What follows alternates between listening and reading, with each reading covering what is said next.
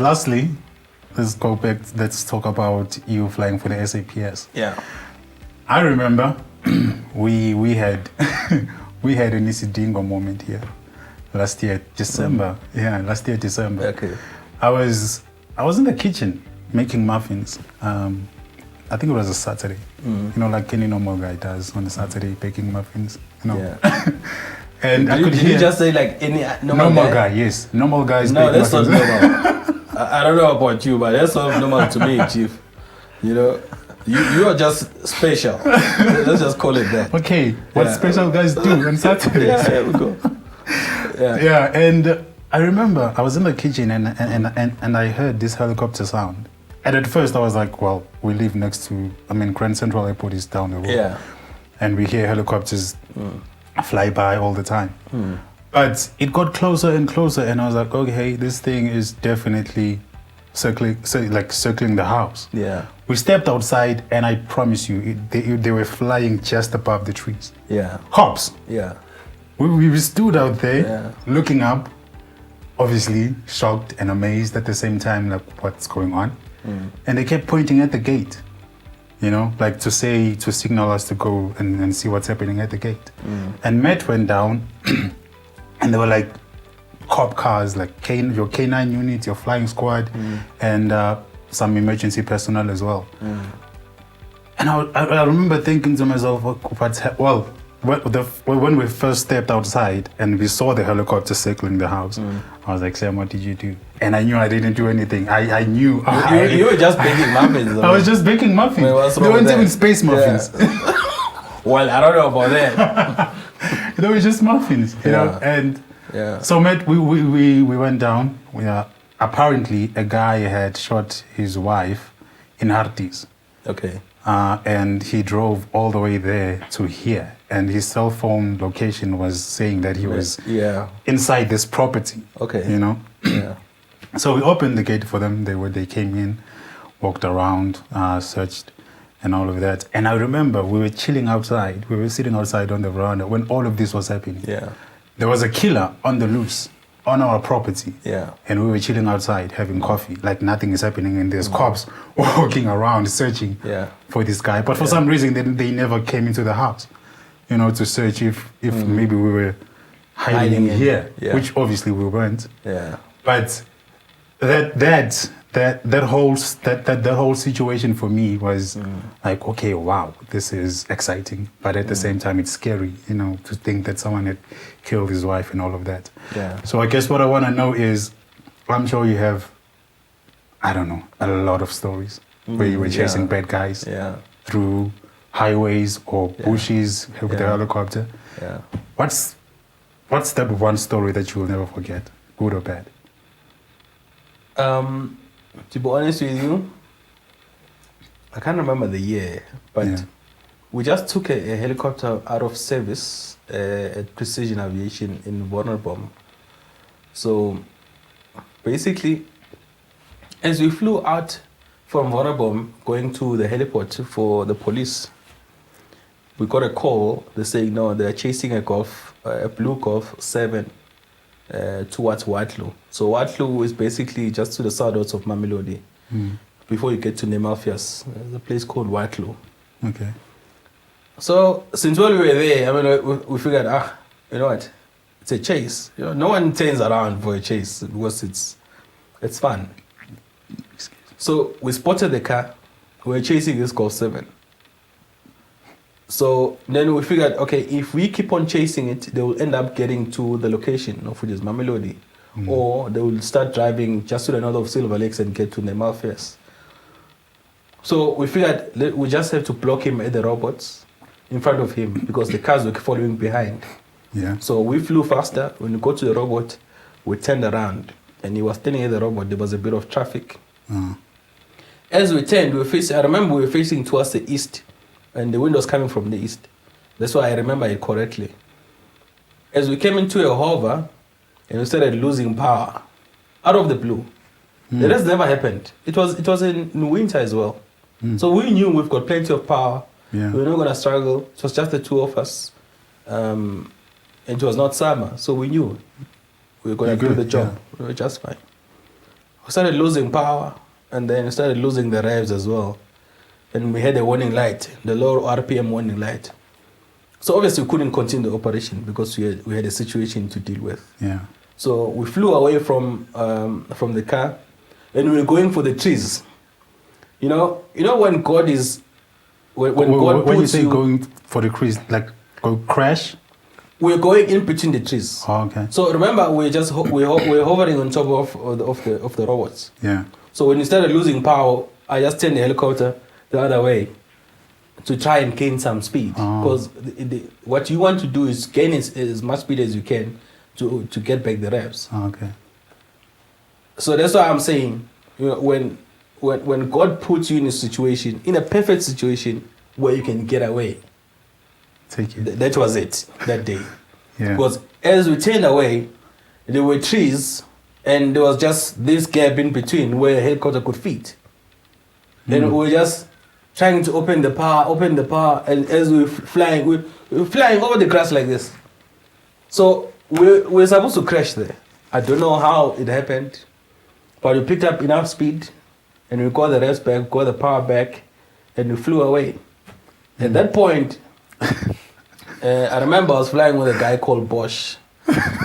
So Bosch is white. Yeah. You know white people when they are angry and they start turning color. He was pink. Yeah. You could tell he was scared. I mean, I was scared. You know. So I said, look, we need to fly just a bit to actually accept the situation and not go and land, because if you go and land immediately, for you to get back to the sky again, it will take you a long time because you'll be scared. So what you need to do is to fly the fear off, if you know what I mean. So we just flew it off. Eventually then went back to the base, we landed, we told them the story, we took back the helicopter. So when we took it back, they actually realized that whoever that was doing maintenance, so the revs are controlled by something called the governor. Right, that's what controls the revs. So on the Robinson R44, from like 75% to about 80% the revs, the governor will take over to 100%. So you don't have to manipulate the throttle all the time. So it didn't do a good job. So that's why when you're pulling power, it wasn't compensating for the power that we were pulling.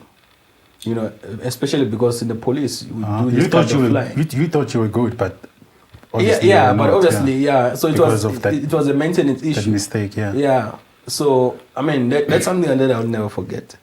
To say, as much as you can be good at your job, someone else's mistake might someone else's mistake can kill you. Yeah. So I mean, I learned from that, and it's something that you couldn't have seen, because the governor sits on the Robinson R44. It sits at the back. On the left seat of the helicopter, sits at the back. So there's no way that if we inspected the helicopter, we would have seen it to say it wasn't done properly, you know. So those were one of them. The rest is history, you know. So what happened to the guy? Did you ever find out? We just took the helicopter back, and they fixed the problem, and that was it. But I mean, you know. No, I mean the guy you were chasing. Well, I didn't care at that point. I didn't care if he got away or not. I mean, you needed to get away. I need to get away.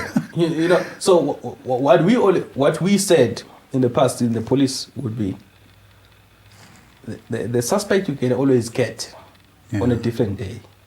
You don't necessarily have to catch him today. So if you miss him today, you'll catch him tomorrow. You'll catch him tomorrow. Yeah. Don't put your life at risk for a criminal. Now you imagine you die because you're trying to arrest a criminal. I mean, and he gets away. That is not worth it. Yeah. You know, because if you catch him, the fact is, if you catch him, people will just be clapping hands for you and say, "Yeah, well done," and that's it. But if you've lost your life, your family is gonna cry over you just because you wanted to be a hero. Yeah. But it's good. I mean, the whole idea is to go and catch them every single time. But don't put your life at risk to a point where you lose your life over a criminal. Yeah. You know? Wow. Yeah. Having, sitting here talking to you, I want to be a pilot now, like a helicopter pilot, but I think it might be too late for me. But what advice would you give, just to close, to a young person watching, who might be watching this when we do put it up? What can they do? Like, what grades do they need to excel in to be able to go into flight school? Okay, so it's simple, right? If you want funding, you better get those grades. That's if you want funding. And that's obviously your maths, your physics, your geography and whatnot. Oh, yeah. Don't try and even do maths literacy. So apparently there's something going around called maths literacy. Yeah. Luckily, that missed me at school. But if you want to be in aviation, obviously that is good for other careers. For other careers. Also, I think in aviation it will also work. Yeah. Because I think maths literacy, it actually makes you think. No, it's not the same as solving for X, because solving for X is either, if you go on the other side of the equal sign, something changes. Maths literacy, you have to think. You know, if John had 2 apples, and I don't know how they do it, but that's silly crap that they do. Yeah. So you need to have good marks, definitely, without a doubt.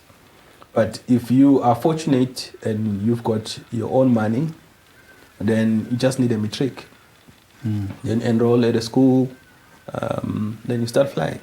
So we can always refer people to good schools. Yeah. You know, nowadays, every school is good, right? But not every school has a good culture. You know what I mean? Because what we are facing these days is a person enrolling in a school where you're not going to have friends and you're just going to be by yourself. And that is not a good culture for you as a person. So you want to enroll at a good school where you can adapt to the culture and have friends and people that can help you through the program. So yeah, if you want funding, mathematics, your physical science, and people shouldn't ask me about your grades. Should I get a C or a D? Yeah. Like, what do you think? Because if you want funding, it actually means that everyone else is gunning for that funding. You have to be better than the next person. So you have to be better than anyone else. So don't ask me if you need a simple A or a B or whatever. Just do your best. And you might never know. Your best might put you as number 1. You know what I mean? Yeah. So I used to joke with my younger brother and I said, if you are never a prefect at school, maybe don't come into aviation. But I was never a prefect and I made it. You were called Banoi. Exactly. And I was very silly at school as well. Yeah. You know? I mean, that's obvious. Well, just a bit. But yeah, I think it's very straightforward. Obviously, it's easy for me to say now at this point. But I mean, if people want guidance, then surely there's means and ways of communication systems. Yes. Yeah. Okay. Yeah. Wow. Okay. Thank you so much, bro. That this was very insightful. I learned a lot. I hope you guys as well are going to get something out of this. And I mean, from going from being called Banoi as a nickname that is meant to be a joke, you know, to actually flying and going to and visiting all these places, learning so much, and you know, gaining all this experience and knowledge, and then being able as well to come back and share it with everyone and be willing to teach, you know, not just keep that information to yourself. I think that's very powerful, and I would like to thank my guest. Thank you, bro. Thank you, sir. This was very nice. I hope you had fun. I hope you enjoyed it. Yeah, if I may. Yes. I know this is your show, but I don't care. So one thing, right? If Sibongiseli Shandu, that comes from KwaZulu Natal, Enteleni, can be a helicopter pilot, what stops the next person? Right? Forget me being black. Forget other people being white or Indian or whatever. But if I can do it, despite the fact that I'm black, yes, everyone can see that. But if I can do it, what stops anyone else from doing it? True. You know? because I didn't go to a multiracial school. You know, people always assume that I did, but I didn't. Yeah. I went to Tologutle High School, where we paid 100 rands a year. Yeah. And it was, you know, by the time we started speaking English, that was sort of acceptable to the rest of the South Africans. Yeah. It was after high school. So, I mean, you have to put the work. Yeah. You know? And also believing in yourself. Of course, I mean, there's nothing better than that. Yeah. You know, there's nothing better than that. So, for me, what I can say to people, especially the younger ones, forget what is not important. You know, prioritize on what is important. And if someone is mature enough, they would actually get my message. They'll get what I'm saying. They will. Yeah. They most definitely will.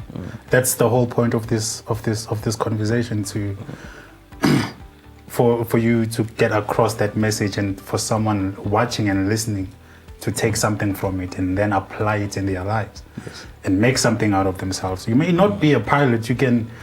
There's different departments in aviation. You can even own your own airline. You know, you can think and dream that big. It's possible. So again, thank you guys. Yeah, that's it. Thank you, sir. Okay. Okay. Thanks, guys. Thank you for watching. Cheers.